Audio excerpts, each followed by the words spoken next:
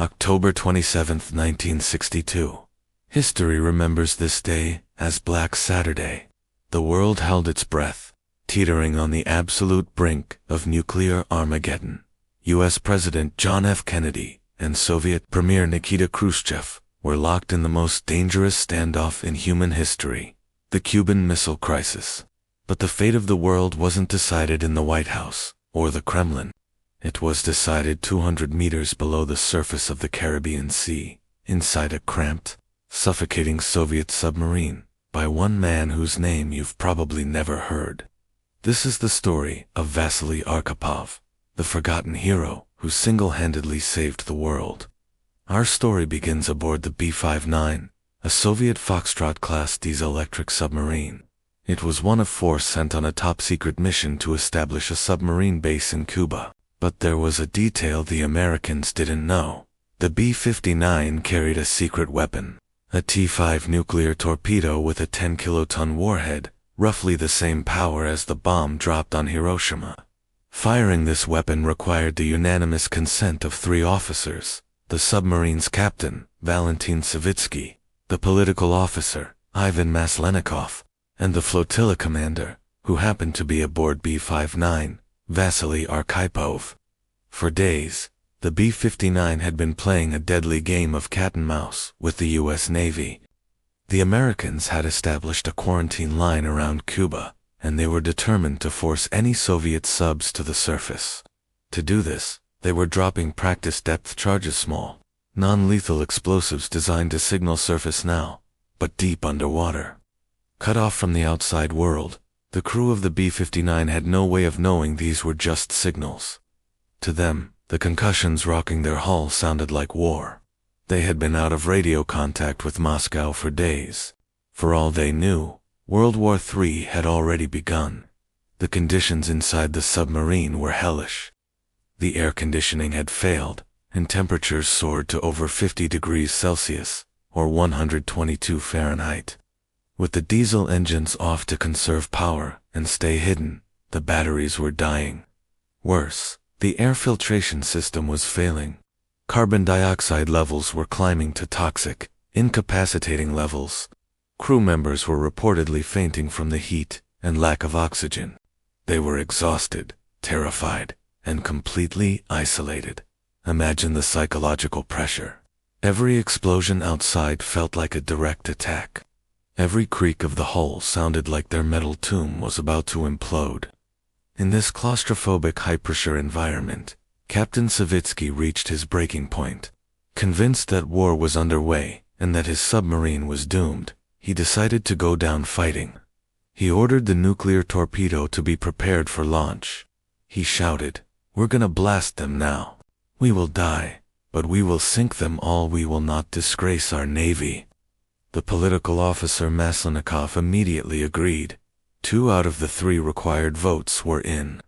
The torpedo was armed. The sequence to fire was initiated.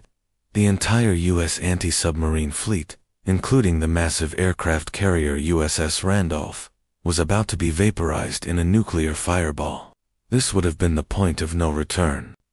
The U.S. military protocol was clear. Any nuclear attack on its forces would trigger a massive full-scale retaliatory strike against the Soviet Union. The doomsday clock would have struck midnight. Cities would have turned to ash.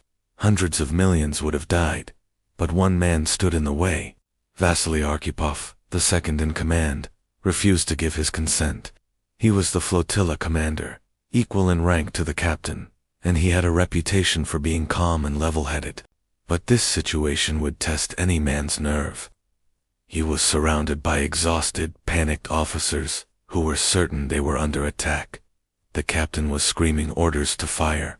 The air was thick with carbon dioxide and fear, yet Arkhipov kept his cool. We know from eyewitness accounts what happened next.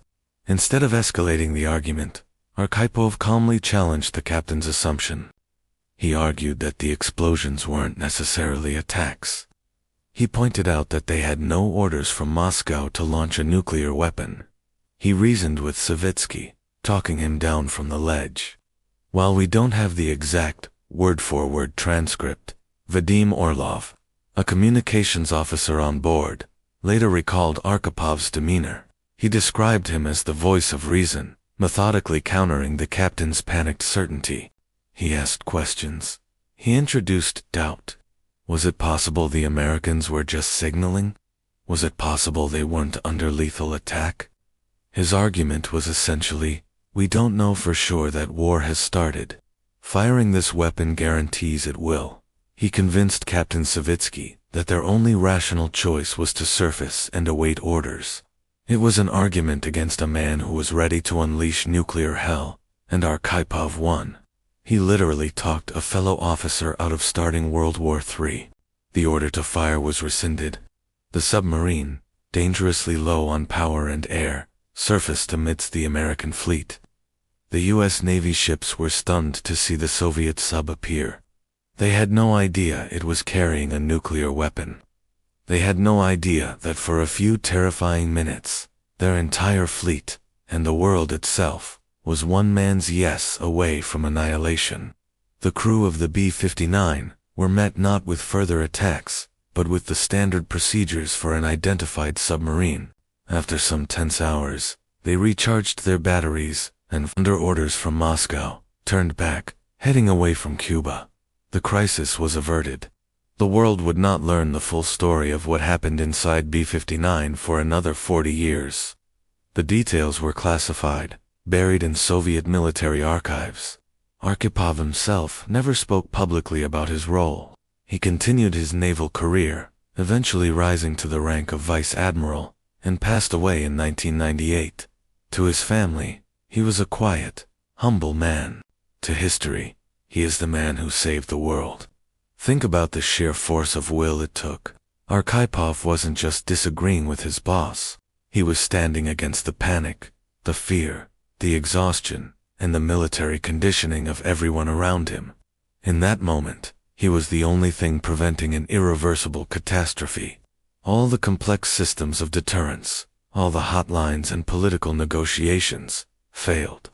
It all came down to one human being, deep beneath the waves, making a choice.